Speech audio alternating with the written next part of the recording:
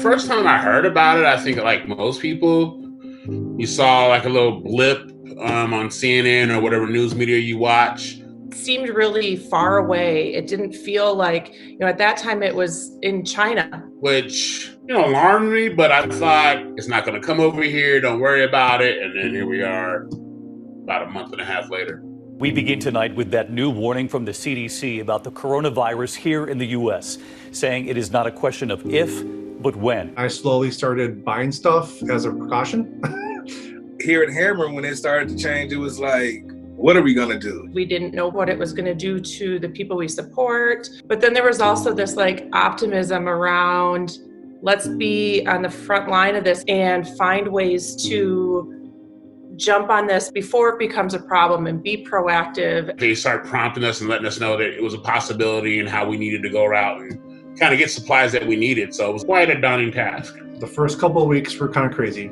Not gonna lie. It was not just our staff, it was educating our individuals. That was probably more challenging actually, just because of the cognitive level that most of them are at. Why are these staff telling me I have to wear a mask, or why am I not going to work? Now to growing concerns about the deadly coronavirus officially hitting the U.S. Here's what we know. A Washington state resident fell ill after returning from Wuhan, China.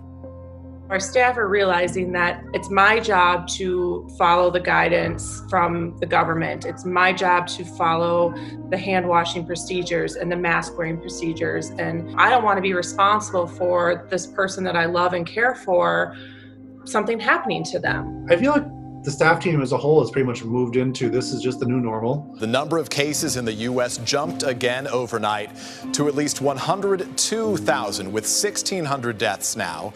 The U.S. now has more reported cases than any other country in the world. How am I feeling about the coronavirus? Well, scared. I'd like it to be over with.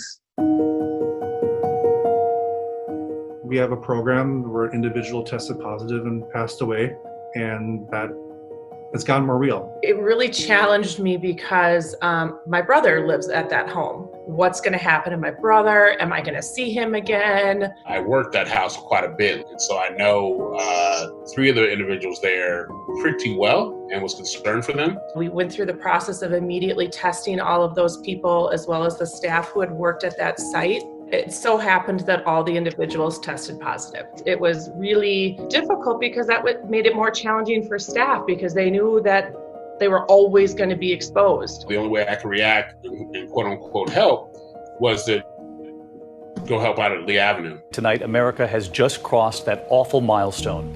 The U.S. has now reached 100,000 lives lost in this country from coronavirus. I was tested last week as a precaution for work for COVID-19 and shockingly got positive results.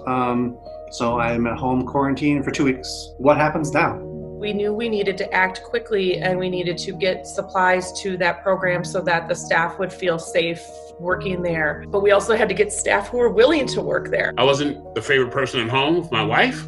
Of course, she was awfully scared and worried and didn't really want me to do it. The first day, for me mentally, it was probably the worst day. To dive right into a situation that I hadn't worked in a long time in a heightened health situation. The hardest part was telling my mom. She said, of anyone in the family to get it, it would be you because you're the strongest.